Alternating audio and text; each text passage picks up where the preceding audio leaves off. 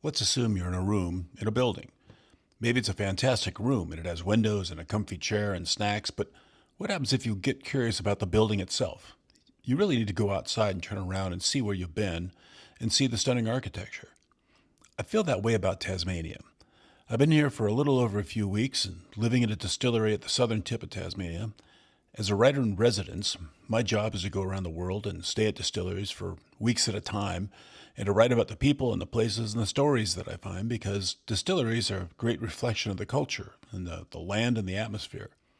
And whiskey is just cool. Even if you don't care that much for it, a real distilled whiskey tells the story of where it came from, even after sleeping in oak for decades, if you're willing to listen. So I spent a lot of time in the Northern Hemisphere, and for some reason I felt the genuine need to go to Tasmania. I really didn't have a good explanation of this, so it just was. So I came. And for a guy who grew up in California and eventually wandered to Texas, Tasmania has to be the most foreign place I've ever seen. I see hints of other places here. There's pigweed, which in LA is known as ice plant, and the powers that be planted it on freeway embankments decades ago. It grows easily and never dies. Even when a million cars driving past it every day, ice plant slash pigweed flourishes. Eucalyptus trees. We've got them in California because somebody thought they'd make a great cash crop, and they didn't. So now they're everywhere, and but we don't call them gum trees. But pretty much everything else in Tasmania is utterly foreign to me. So I wanted to see the place from a different perspective, and I wanted to see dolerite. Dolerite is a rock. It's one of the most amazing things I discovered during my stay at McHenry Distillery is that all their whiskey, their beer, their gin is all made from water that flows freely from one spring, halfway up Mount Arthur. That water flows through a layer of sandstone under a massive mountain full of dolerite columns. I did some research, and it turns out that dolerite is a bit of a magic lodestone for making whiskey. Minerals in the vertical channels at the very, very hard stone help in the fermentation process. It's kind of like a spa for yeast. And it makes the water taste great. On land, most of the dolerite is underground, supporting its giant mountains and forests. So the best way to see the dolerite cliffs on the southern coast is by boat. And I didn't own a boat, so I found the Tasman Island cruise. Locally, they're known as the yellow boats. All the locals in the peninsula told me it's fabulous. And it's like one of those tourist things that the locals pass by every day but never indulge in. Everybody I know here has gone multiple times because it's genuinely inspiring. So I booked a Tuesday morning tour, a 3 hour tour.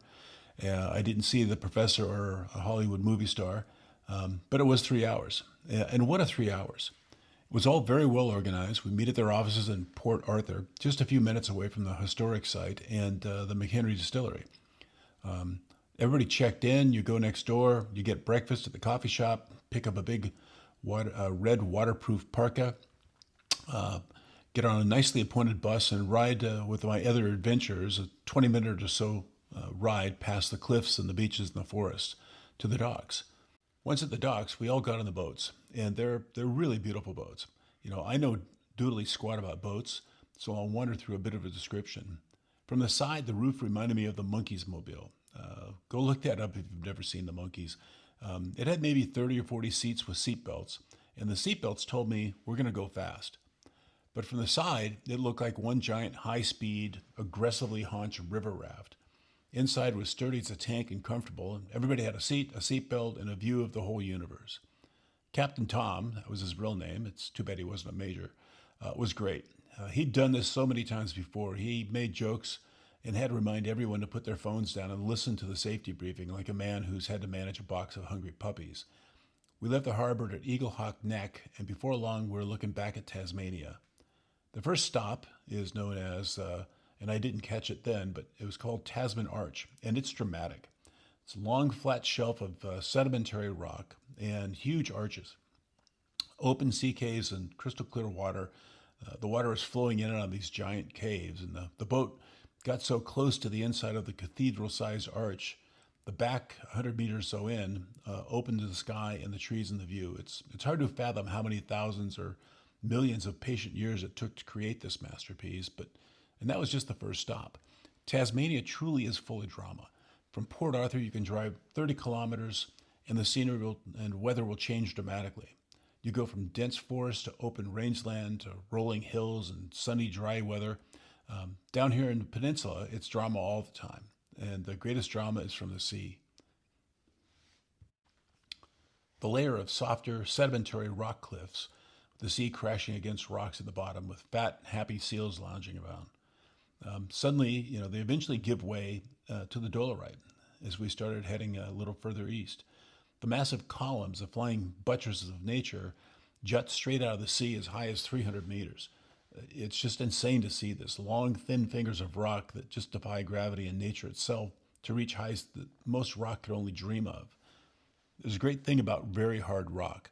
It does big drama without crumbling.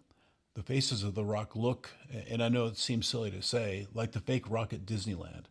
If you grew up going to Disneyland as a kid, you remember all the rides, the mountain rides and all this, where they had fake rock that was just sprayed gunite and somebody made it look like rock. Well, this looked like that, except this was the real rock they used.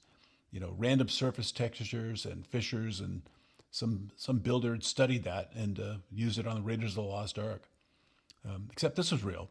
Every stop had different sights. The captain would slow down and explain what we were seeing: a waterfall, an utterly impossible loading ramp to go up to the lighthouse.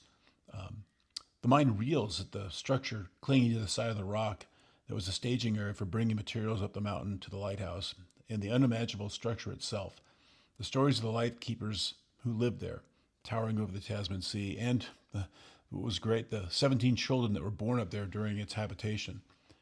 Many of the stops were populated by those fat, happy, lazy seals, or flocks of birds. We cruised along with the albatross, who can fly for a year without ever landing, and we passed through great big balls of fry fish, busy trying to escape predators below, only to get faced by the gulls. So now I see why people who live here in Tasmania and even down in the peninsula go do this trip. It's not just the tourists. It's worth it. To really understand something, sometimes you have to go outside to really see it. There are multiple tours going through different parts of the Tasmanian coastline, and I'd like to do them all. I've seen a lot of coastlines, but I think Tasmania is the most inspiring. Go see Tasmania from the outside. The cliffs, the drama, the water, the creatures, it's like nothing you've ever seen before. It's a really, really wild place, and it's just stunning. When you're done with your tour, make your way over to the McHenry Distillery. It's only a few minutes away, and it's in the middle of a beautiful, dense forest. Giant gum trees everywhere. We're right next to a national park. And go see how the Dolomite has really made a difference with their water. Everything they make here is filtered through that Dolomite rock. And it's just some of the best tasting water, certainly, but just some absolutely amazing whiskeys and gins and beers that you just can't get anyplace else on the planet. Go tell them the Still Life story sent you.